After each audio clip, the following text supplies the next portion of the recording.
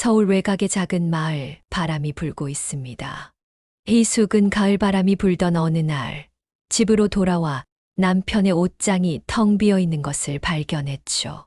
강철민과 함께 18년을 살아온 그녀는 남편이 갑자기 사라질 것이라고는 상상도 못했어요. 그날 아침만 해도 평소와 다름없이 출근하는 철민의 등을 배웅했는데 이제 그 자리에는 차갑게 접힌 종이 한 장만이 놓여 있었습니다.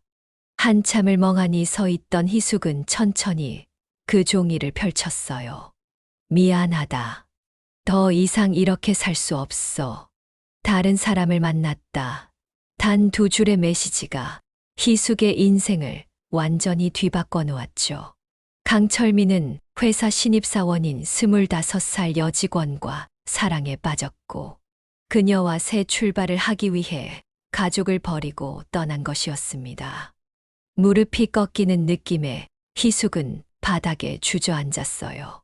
16년 전 철민을 처음 만났을 때가 떠올랐습니다. 대학 선후배로 만난 그들은 뜨거운 사랑을 나누었고 졸업 후 바로 결혼했어요. 철민이 사업을 시작할 때도 희숙은 밤낮 없이 일하며 남편을 지원했습니다. 아이들이 태어난 후에도 가정을 지키기 위해 온 힘을 다했죠. 그런데 이제 와서 남편은 모든 것을 던져버리고 떠난 겁니다. 충격에서 벗어나기도 전에 다음 날 아침 희숙은 더 큰 현실을 마주해야 했어요. 은행에서 걸려온 전화였죠. 강철민님 명의의 대출금 상환이 연체되었습니다. 알고 보니 철민은 사업 실패로 엄청난 빚을 졌고 그것을 처리하지 못한 채 도망친 것이었습니다. 더 큰 문제는 그 빚의 상당 부분이 희숙의 보증으로 이루어진 것이라는 사실이었어요.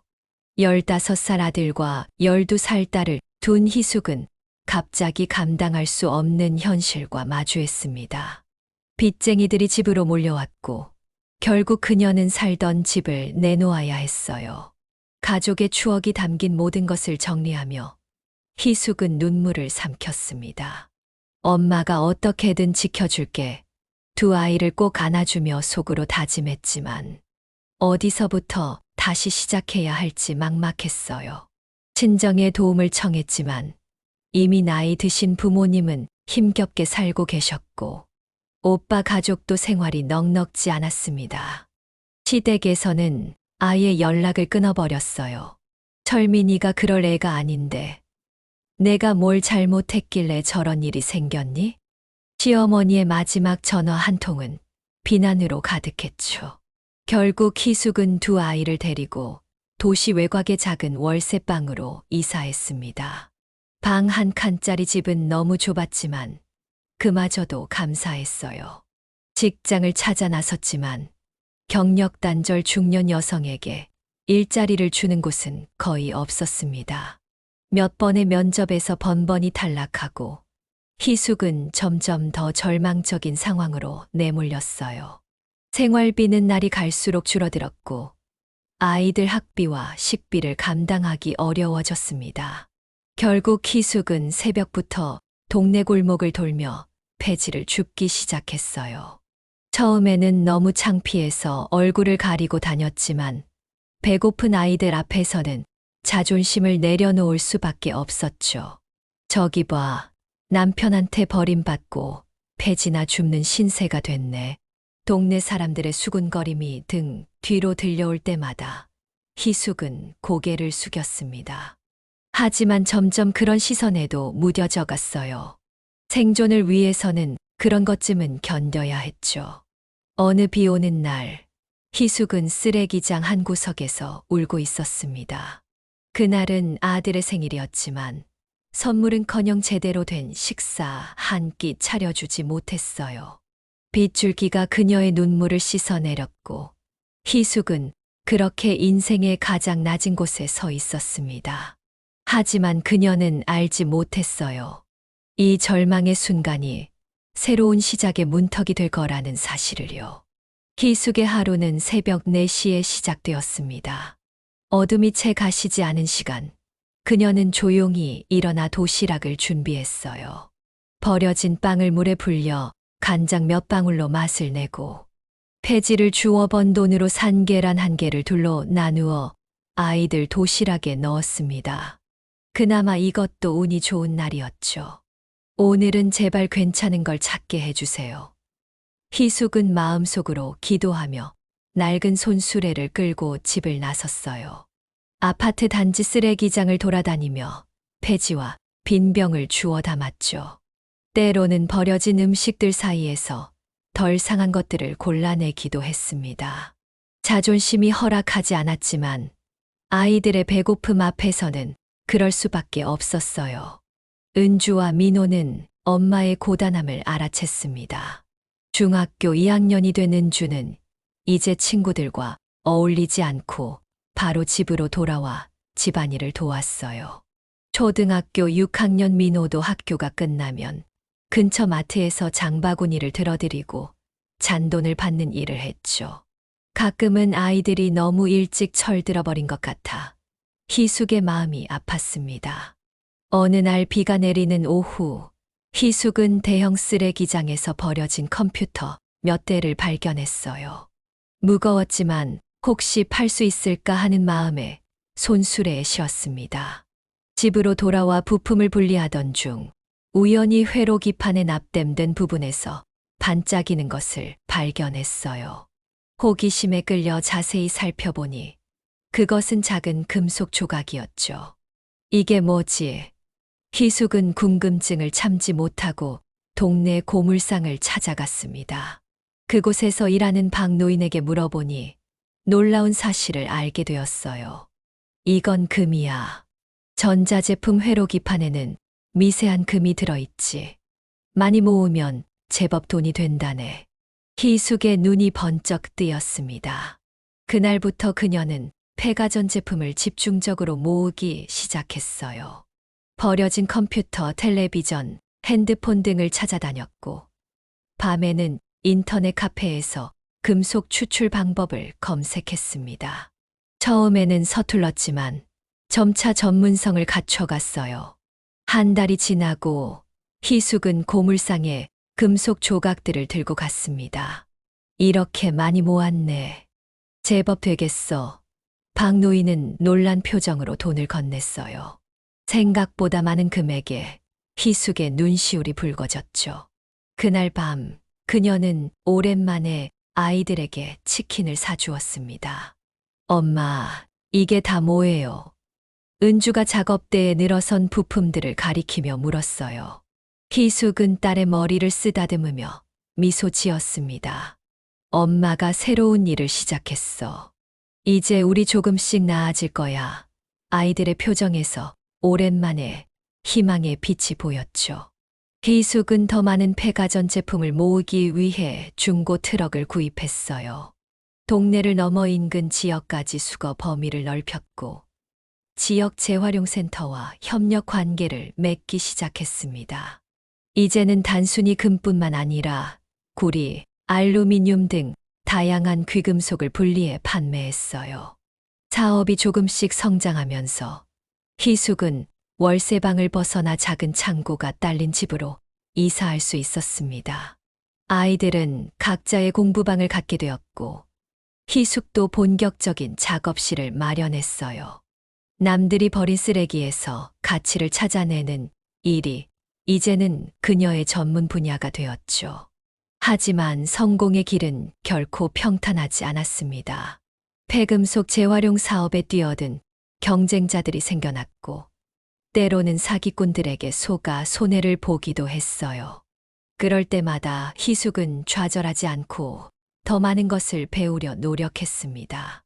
야간 학교에서 금속공학과 경영 관련 수업을 들었고 관련 업체들을 찾아다니며 조언을 구했어요. 3년이 지난 어느 날 희숙은 중요한 결정을 내렸습니다. 단순히 금속을 수거하고 판매하는 것을 넘어 직접 정제 공장을 세우기로 한 거예요. 은행 대출과 그동안 모아둔 자금으로 작은 공장을 시작했고 황금재생이라는 회사명을 달았습니다. 이제 그녀는 단순한 폐지 줍는 아줌마가 아닌 사업가로 거듭나고 있었어요. 어머, 저 사람 정말 대단하더라. 폐지 줍던 사람이 이제는 회사까지 차렸대. 예전에 그녀를 비웃던 동네 사람들의 말투가 달라지기 시작했습니다. 하지만 희숙은 그런 시선에 연연하지 않았어요. 그저 아이들에게 더 나은 삶을 제공하는 것. 그것만이 그녀의 목표였죠.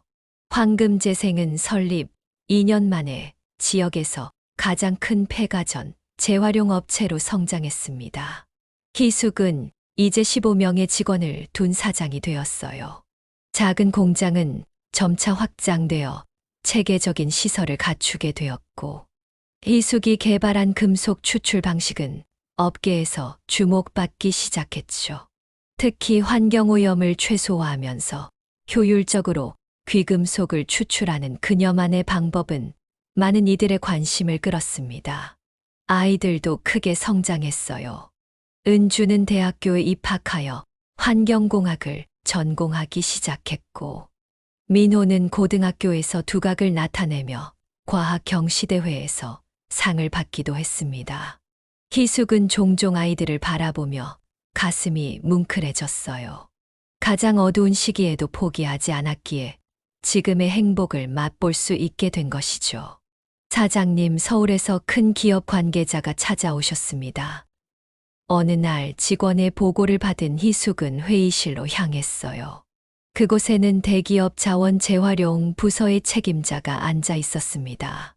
황금재생의 기술력에 관심이 많습니다. 저희와 협력하시면 전국적인 네트워크를 활용할 수 있을 겁니다. 이 제안은 희숙에게 큰 도약의 기회였어요. 철저한 검토 끝에 그녀는 협력 계약을 체결했고, 황금재생은 이제 전국 단위의 사업으로 확장되었습니다. 폐가전에서 금을 추출하는 것을 넘어 친환경 재활용 시스템을 구축하는 선도 기업으로 발돋움했어요. 언론에서는 그녀를 쓰레기의 여왕이라 부르기 시작했죠. 성공이 찾아오자 과거에 희숙을 외면했던 사람들이 다시 그녀의 주변으로 모여들었습니다. 친정오빠는 사업 자금을 요청해왔고, 시댁에서도 연락이 왔어요. 우리 며느리가 이렇게 대단한 사람이었다니. 시어머니의 목소리에는 어색한 친근함이 묻어났습니다. 하지만 희숙은 담담했어요. 죄송합니다만 저는 이미 당신들의 며느리가 아닙니다. 그리고 가장 어려울 때 도움의 손길을 내밀지 않은 분들에게 지금 와서 도움을 드릴 이유가 없네요. 시어머니의 전화를 끊은 후 희숙은 깊은 한숨을 내쉬었습니다. 마음 한구석이 아팠지만 이제는 현실적으로 자신과 아이들의 미래만 생각하기로 했어요. 사업은 번창했고 희숙은 마침내 강남에 사무실을 열었습니다. 에코골드라는 새로운 브랜드로 환경 친화적 금속 재활용 기업으로 재탄생한 거죠. 이제 그녀는 단순한 사업가를 넘어 업계의 선구자로 인정받았습니다. 국제환경 콘퍼런스에 초청받아 연설하기도 했고, 정부의 친환경 정책 자문위원으로 활동하기 시작했어요. 10년이라는 시간이 흘렀습니다. 쓰레기장에서 폐지를 줍던 그날로부터 정확히 10년이 지난 날, 희숙은 자신의 사무실 창문을 통해 서울의 전경을 바라보고 있었어요. 48세가 된 그녀는 이제 당당한 CEO로서 수백 명의 직원을 거느린 기업가로 살고 있었죠. 어머니, 회의 시간이에요. 이제 대학원생이 된 은주가 문을 두드렸습니다. 졸업 후 은주는 어머니의 회사에 합류했고, 환경공학 전문가로서 새로운 기술 개발을 이끌고 있었어요. 민호도 대학에서 경영학을 공부하며 방학 때마다 인턴으로 일했죠. 희숙은 아이들이 자신의 고난을 딛고 건강하게 성장한 모습을 보며 깊은 감사함을 느꼈습니다. 그날 저녁 희숙은 사무실에서 늦게까지 일하고 있었어요. 갑자기 휴대폰이 울렸고 발신자 표시가 없는 번호였습니다. 여보세요? 전화를 받자 오랫동안 잊고 있던 목소리가 들려왔어요. 희수가, 나야. 철민이 순간 그녀의 등줄기로 한 기가 내려갔죠. 강철민의 목소리는 예전과 달리 초라하고 지쳐 있었습니다. 어떻게 지냈어?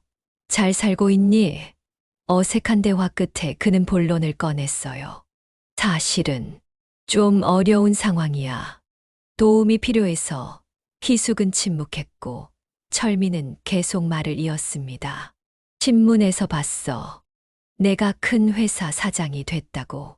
정말 대단하더라. 희숙의 머릿속에는 수많은 기억이 스쳐 지나갔어요.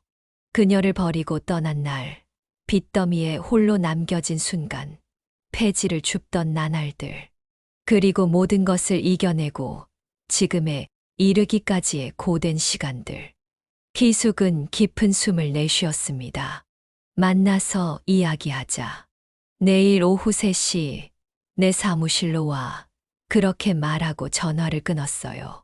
사무실로 돌아오는 길, 희숙의 마음은 복잡했습니다. 15년 전에 그녀를 버린 남자를 다시 만난다는 생각에 분노와 슬픔, 그리고 묘한 긴장감이 교차했어요. 하지만 그녀는 이제 예전의 그 약한 주부가 아니었죠. 강철민과의 재회, 그것은 그녀의 인생에서 또 다른 전환점이 될 것이었습니다.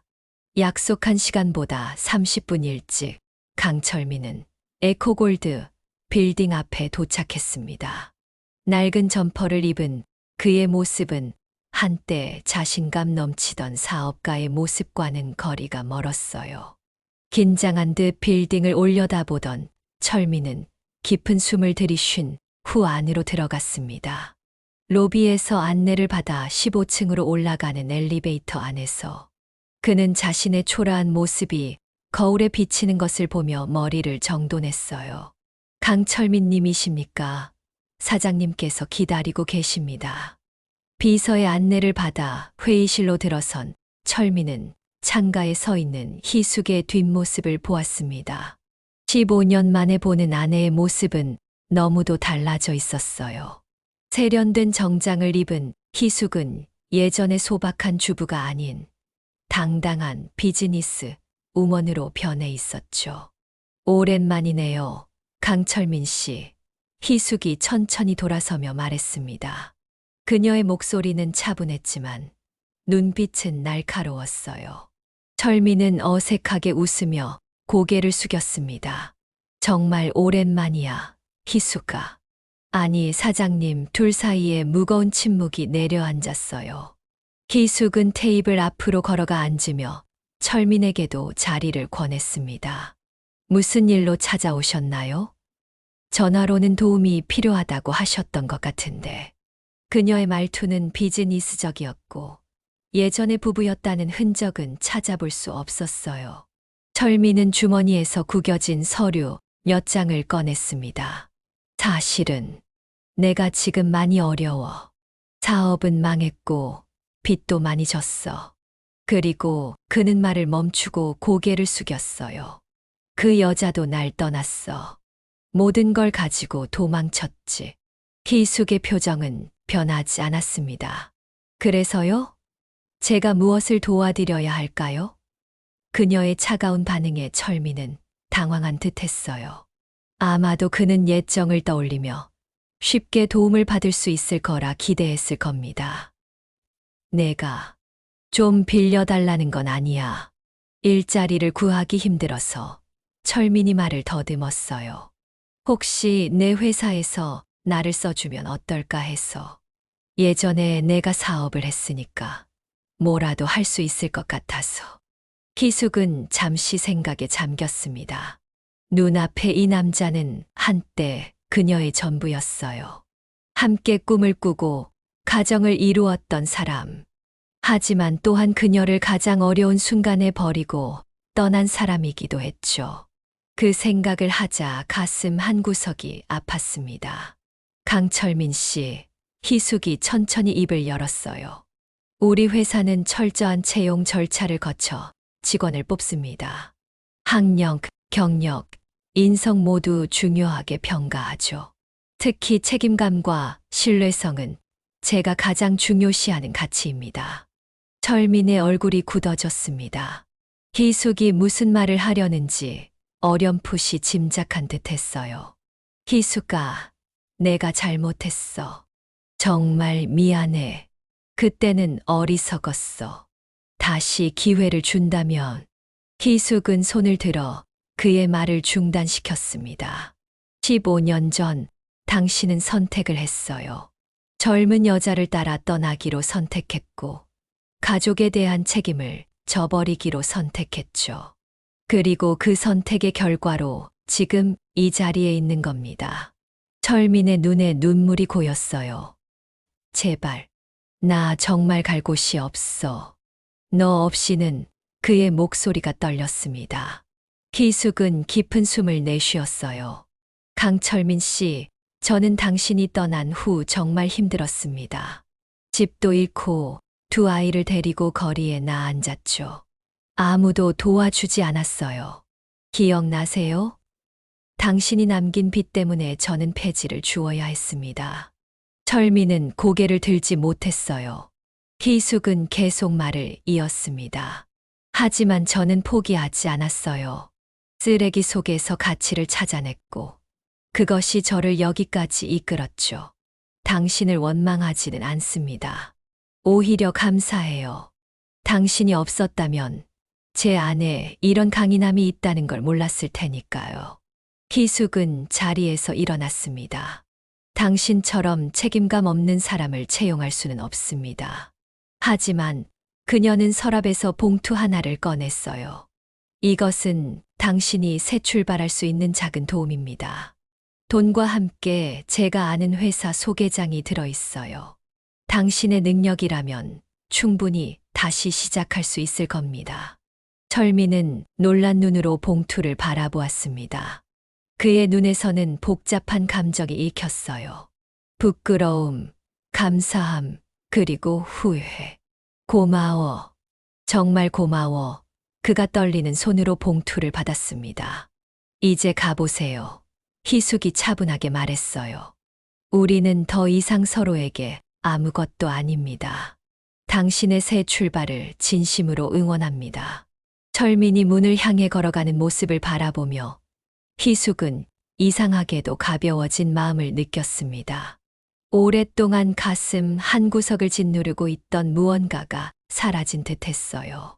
그것은 분노도 미움도 아닌 단지 끝나지 않은 이야기에 대한 미련이었을지도 모릅니다. 철민과의 만남 이후 희숙은 자신의 삶을 되돌아보게 되었습니다. 쓰레기장에서 폐지를 줍던 날부터 오늘까지 그녀가 걸어온 길은 결코 쉽지 않았어요. 하지만 그 고난의 시간들이 오히려 자신을 단단하게 만들었다는 사실을 깨달았죠. 이제 그녀는 과거의 상처를 완전히 내려놓고 앞으로 나아갈 준비가 되어 있었습니다. 어머니, 공장 증설 계획안을 검토해 봤어요. 은주가 사무실로 들어오며 말했어요. 이제 28이 된 딸은 회사의 기술 이사로서 중요한 역할을 담당하고 있었습니다. 희숙은 미소를 지으며 딸의 보고서를 받아들었어요. 우리 은주가 이제 완전히 프로가 되었네. 어머니보다 더 꼼꼼하게 일하는 걸 보니 정말 뿌듯하다. 은주는 어머니의 칭찬에 수줍게 웃었습니다. 어머니가 보여주신 모습을 따라 배운 거예요. 항상 포기하지 않고 앞으로 나아가는 모습이 제게는 가장 큰 가르침이었어요. 딸의 말에 희숙의 가슴이 따뜻해졌죠. 2년 전 대학을 졸업한 민호도 이제 회사의 마케팅 부서에서 일하고 있었습니다. 특유의 친화력과 창의성으로 에코골드의 브랜드 가치를 높이는데 큰 역할을 했어요. 희숙은 종종 두 자녀가 각자의 영역에서 빛나는 모습을 보며 모든 고난이 같이 있었다고 느꼈습니다. 그날 저녁 희숙은 두 자녀와 함께 집에서 오랜만에 저녁 식사를 했어요. 강남의 넓은 아파트에서 셋이 둘러앉아 이야기를 나누는 시간은 그녀에게 가장 소중한 순간이었습니다. 엄마, 오늘 아버지를 만났다고 들었어요. 민호가 조심스럽게 물었어요. 희숙은 잠시 생각에 잠겼다가 고개를 끄덕였습니다. 그래, 15년 만에 너희 아버지를 만났어. 많이 변해 있더구나. 은주와 민호는 서로 눈빛을 교환했어요. 두 아이 모두 아버지에 대한 기억이 희미했고, 오히려 어머니 혼자서 자신들을 키워온 시간들이 더 선명했습니다. 어떻게 지내시던가요? 은주가 조심스럽게 물었어요. 희숙은 깊은 숨을 내쉬었습니다. 많이 어려운 상황이셨어. 사업도 망하고 같이 떠났던 여자도 떠나고 그녀는 잠시 말을 멈췄다가 이어갔어요. 결국 인생에서 중요한 건 신뢰와 책임감이라는 걸 늦게 깨달으신 것 같아. 민호의 얼굴에 복잡한 감정이 스쳐 지나갔습니다. 엄마가 우리를 위해 얼마나 고생하셨는지 아버지는 아실까요? 그의 목소리에는 분노가 묻어났어요. 희숙은 아들의 손을 부드럽게 감쌌습니다. 이제 그런 것들은 중요하지 않아. 우리는 우리대로 잘 살아왔고, 앞으로도 그럴 거야. 과거에 연연하지 말자. 은주는 잠시 침묵하다가 조용히 말했어요. 저는 가끔 생각해요. 만약 아버지가 우리를 떠나지 않았다면 엄마는 지금처럼 성공한 사업가가 되었을까요? 그 질문에 희숙은 미소를 지었습니다. 글쎄, 아마도 아닐 거야. 나는 여전히 평범한 주부로 살았을 테고, 내 안에 있던 이런 능력들은 영원히 발견하지 못했을지도 몰라. 그날 밤, 희숙은 테라스에 혼자 앉아 서울의 밤 풍경을 바라보았습니다. 도시의 불빛들이 별처럼 빛나는 모습이 아름다웠어요. 문득 가장 어두웠던 시절, 쓰레기장에서 하늘을 올려다보며 울던 날이 떠올랐습니다. 그때는 이런 날이 올 거라고 상상조차 하지 못했죠. 다음 날 아침, 희숙은 평소보다 일찍 사무실에 도착했어요.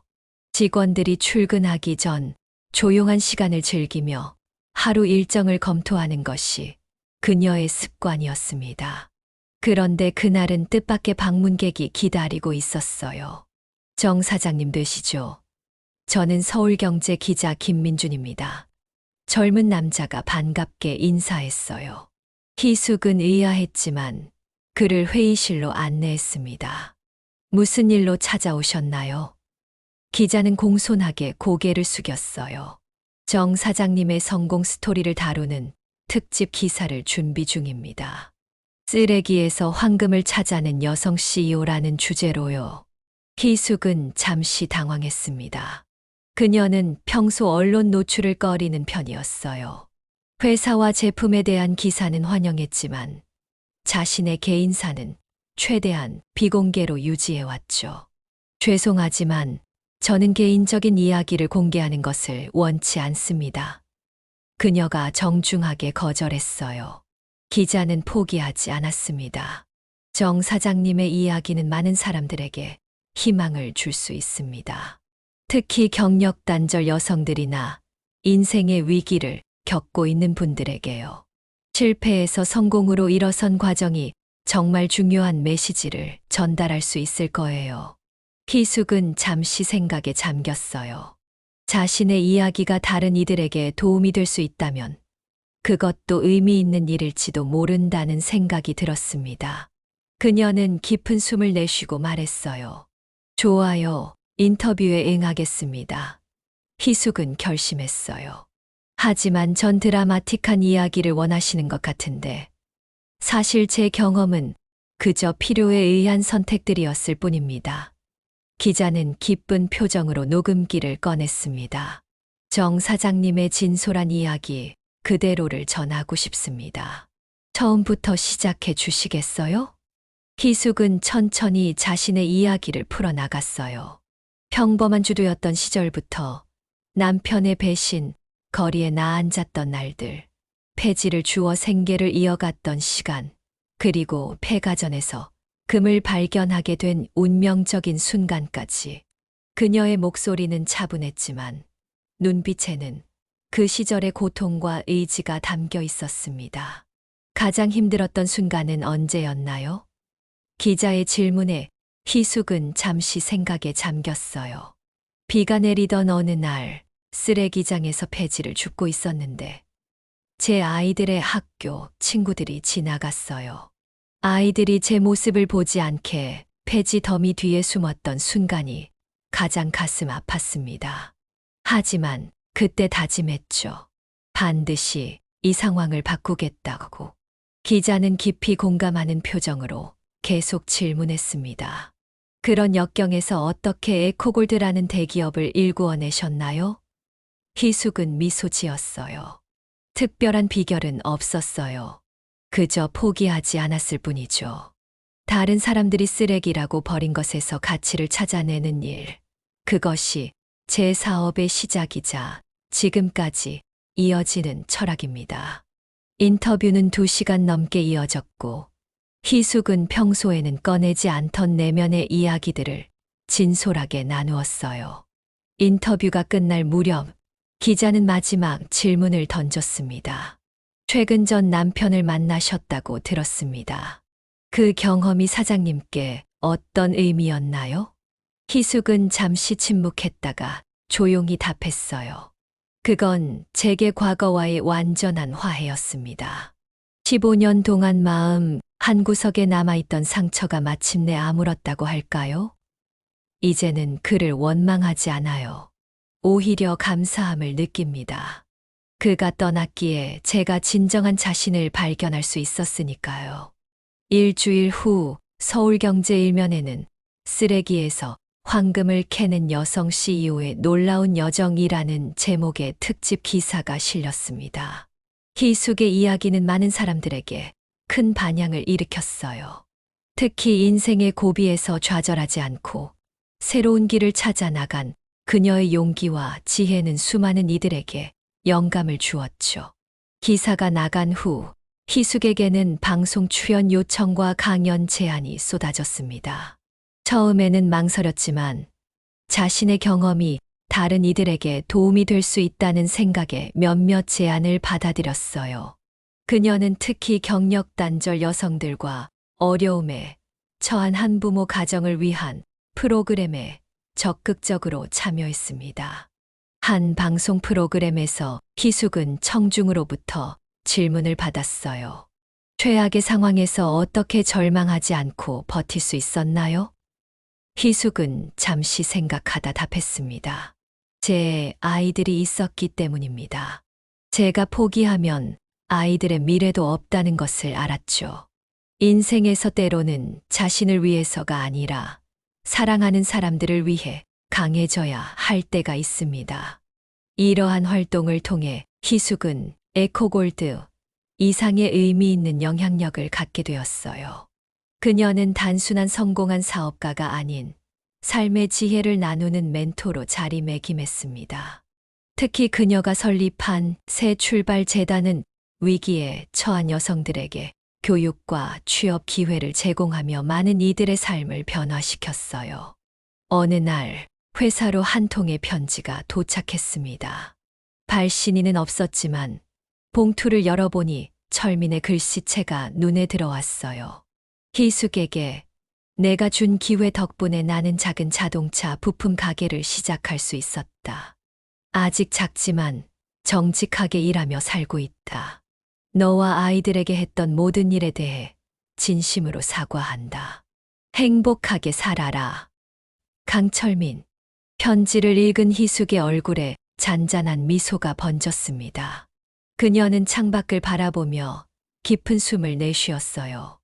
이제 그녀의 마음은 완전히 자유로워진 듯 했습니다. 과거의 상처는 더 이상 그녀를 괴롭히지 않았어요. 그것은 이제 그저 그녀를 지금의 자리에 있게 한 여정의 한 부분일 뿐이었죠. 그날 저녁 희숙은 임원들과의 중요한 회의를 주재했습니다. 에코골드의 새로운 비전을 제시하는 자리였어요. 우리 회사는 이제 단순한 재활용 기업을 넘어 환경과 사회에 기여하는 기업으로 도약할 것입니다. 폐기물에서 가치를 찾아내는 것처럼 사회에서 소외된 이들에게도 새로운 기회를 제공하는 것이 우리의 사명입니다. 희숙의 제안은 전폭적인 지지를 받았어요. 에코골드는 환경보존과 사회공헌을 결합한 새로운 비즈니스 모델을 구축하기 시작했습니다. 폐가전 수거부터 재활용, 제품 생산까지 전 과정에 취약계층 고용을 확대했고 수익의 일부는 지속적으로 사회에 환원했어요. 이러한 노력은 국내외에서 주목받았습니다. 에코골드는 유엔 환경계획 UNEP로부터 지속가능 경영상을 수상했고 희숙은 글로벌 포럼에 초청되어 연설하기도 했어요. 한때 쓰레기장에서 폐지를 줍던 여성이 이제는 세계 무대에서 환경과 사회 혁신에 대해 이야기하는 리더가 된 것입니다. 희숙이 에코골드를 이끌어온 지 16년, 그녀의 나이 60을 앞둔 어느 봄날이었습니다.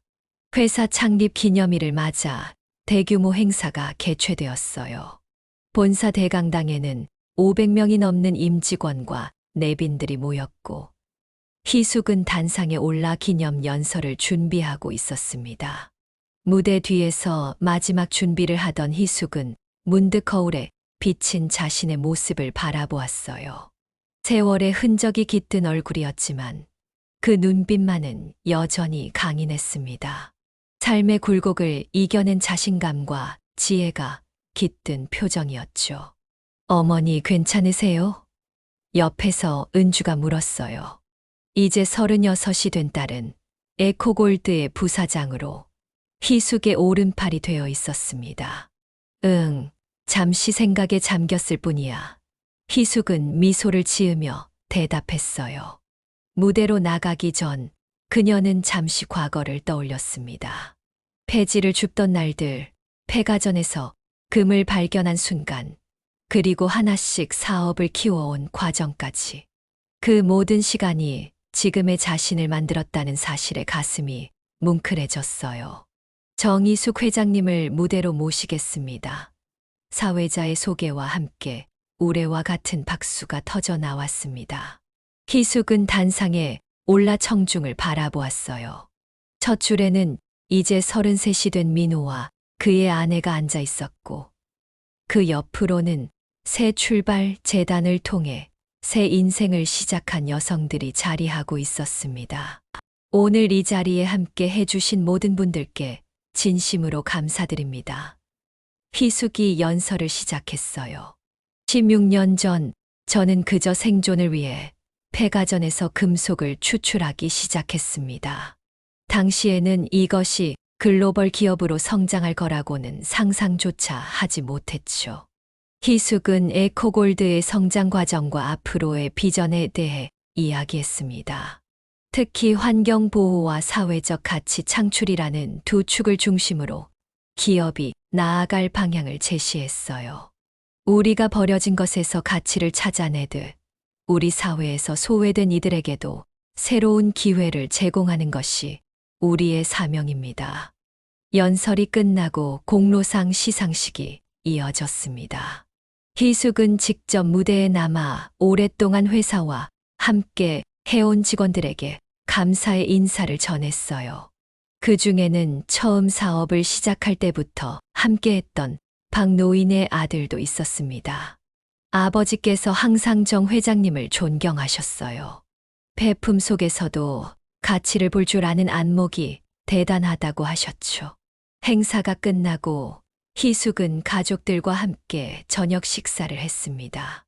은주와 민호 그리고 민호의 아내와 3살 된 아들까지 오랜만에 온 가족이 모인 자리였어요. 어머니, 오늘 연설 정말 감동적이었어요. 민호가 말했습니다. 특히 어머니가 말씀하신 위기는 곧 기회라는 말이 가슴에 와닿았어요. 희숙은 미소를 지으며 손주의 머리를 쓰다듬었어요. 인생은 참 예측할 수 없는 것 같구나.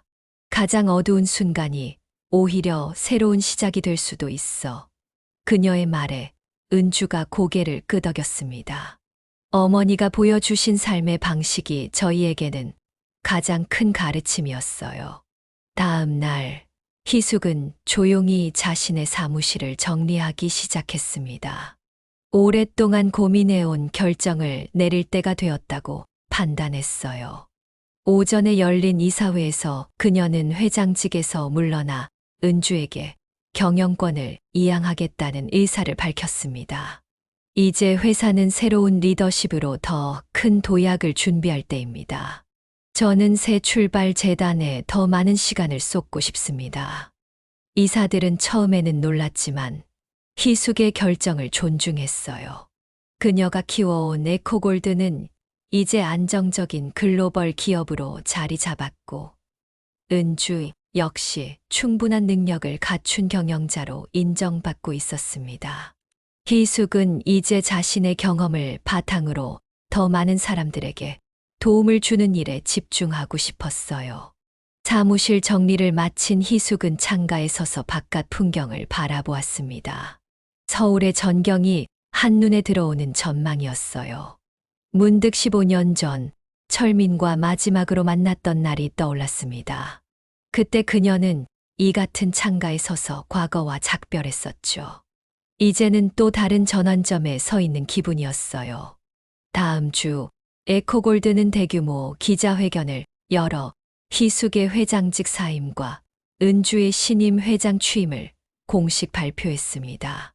언론들은 일제히 희숙의 놀라운 삶의 여정과 기업가로서의 성취를 조명하는 특집 기사를 내보냈어요.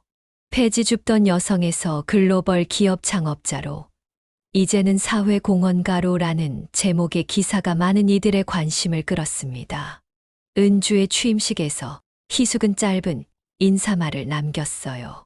우리 기업의 정신은 버려진 것에서 가치를 찾는 것입니다.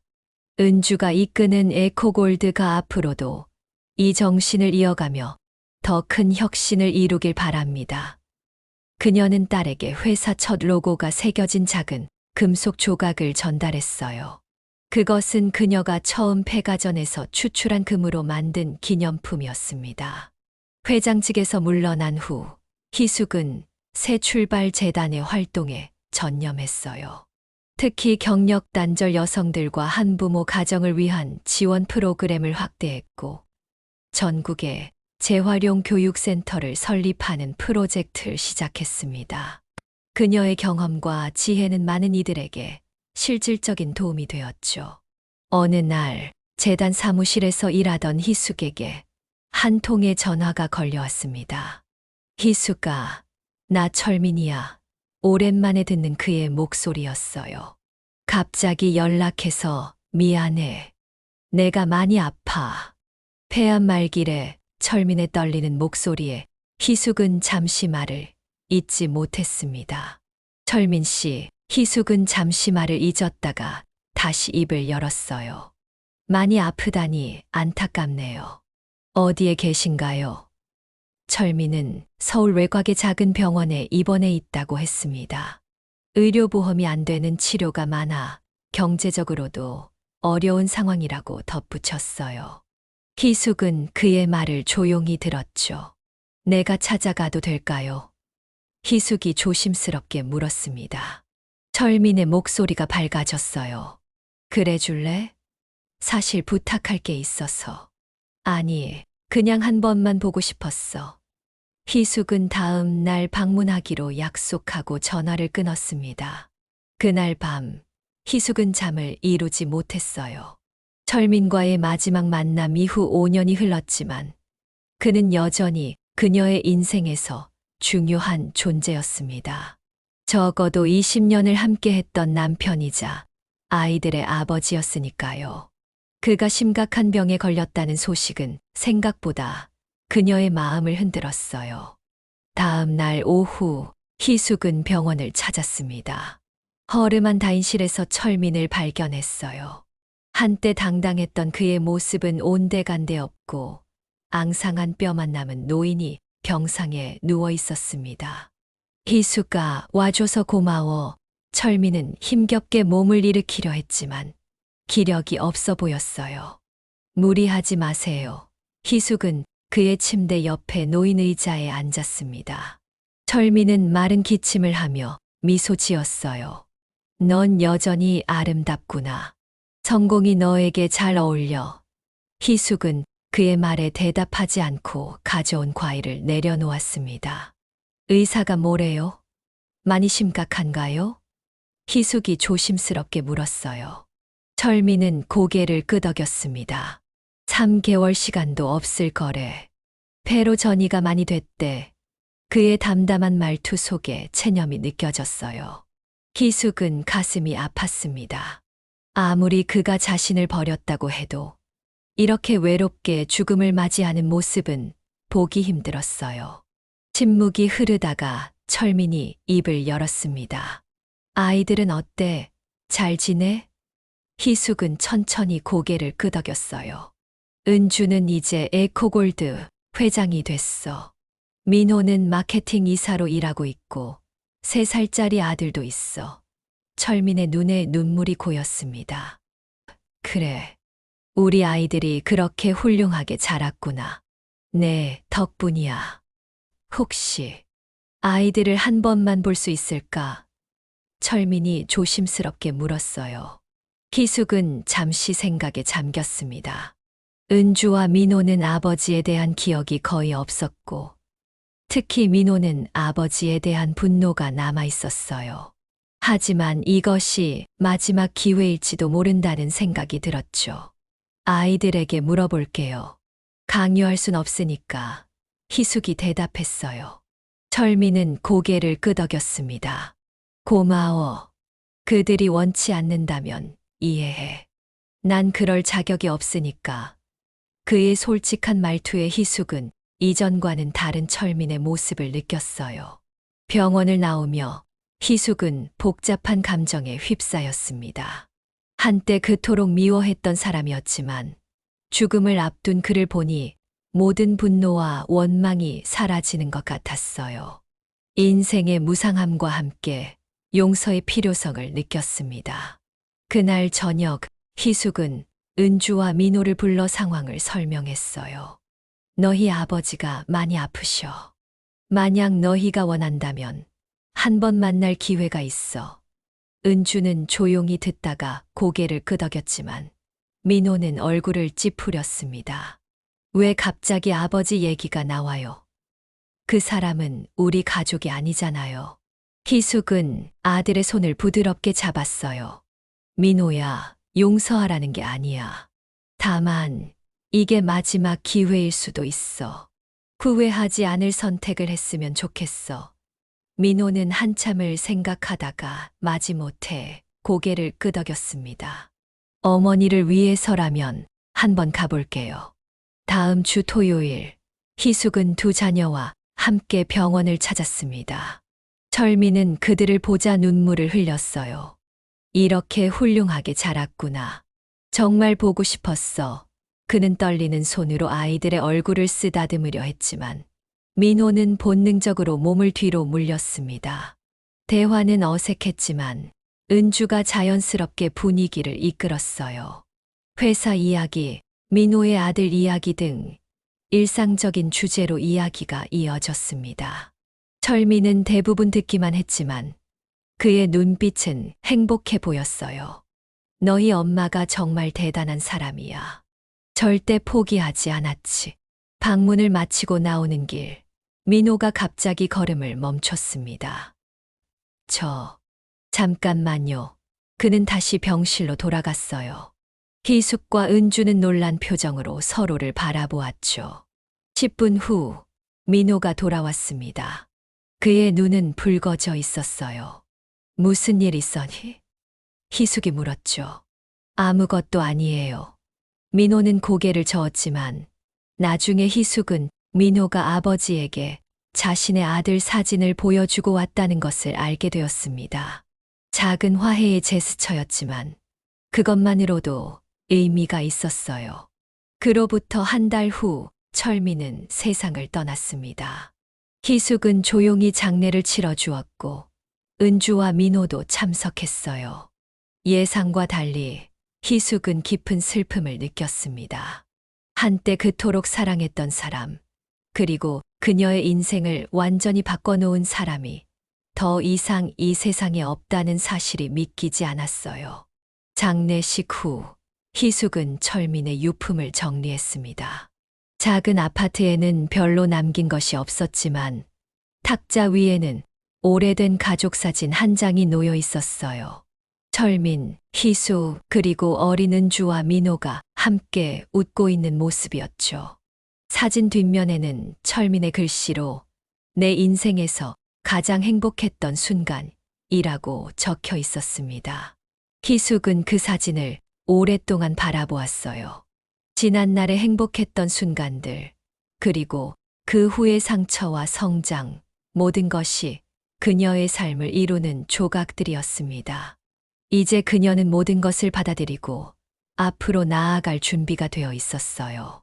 철민의 사망 소식은 언론에도 보도되었습니다. 에코골드 창업자의 전 남편, 폐암으로 사망이라는 제목의 짧은 기사였죠. 하지만 희숙에게는 그 이상의 의미가 있었습니다. 그것은 한 시대의 완전한 마무리였어요. 그해 겨울, 희숙은 새 출발 재단의 운영을 믿을 수 있는 후임자에게 맡기고 조용히 제주도로 내려갔습니다. 바다가 보이는 작은 집을 구입해 정착한 그녀는 이제 자신만의 시간을 갖기 시작했어요. 오랫동안 미뤄두었던 그림 그리기를 다시 시작했고 지역 봉사활동에도 참여했습니다. 은주와 민호는 한 달에 한 번씩 제주도를 방문했어요. 가족이 함께 모이는 시간은 희숙에게 가장 소중한 순간이었습니다. 어느 날 바닷가를 산책하던 중 민호가 물었어요. 어머니, 이제 정말 행복하세요? 희숙은 잠시 생각하다가 미소 지었습니다. 그래, 이제야 진정으로 행복하다고 말할 수 있을 것 같구나. 내 인생에는 많은 고난이 있었지만 그 모든 경험이 지금의 나를 만들었어. 가장 어두운 순간들이 오히려 내게 빛을 찾는 법을 가르쳐 주었지. 희숙의 목소리에는 평온함이 깃들어 있었어요. 희숙은 바다를 바라보며 깊은 숨을 내쉬었습니다. 폐지를 줍던 그날부터 오늘까지 그녀의 인생은 예상치 못한 방향으로 흘러왔어요. 하지만 이제 그녀는 알고 있었습니다. 진정한 행복은 외부 환경이 아닌 자신의 내면에서 찾아야 한다는 것을요. 그리고 때로는 가장 큰 상처가 가장 큰 성장의 기회가 된다는 것도요. 인생은 참 예측할 수 없는 여행이구나. 희숙은 조용히 중얼거렸습니다. 석양이 바다 위로 붉게 물들고 있었고 그녀의 얼굴에는 평화로운 미소가 피어났어요. 한때 쓰레기장에서 폐지를 줍던 여성은 이제 자신의 인생의 황금기를 맞이하고 있었습니다. 오늘의 사연이 마음에 들었다면 구독과 좋아요 눌러주세요.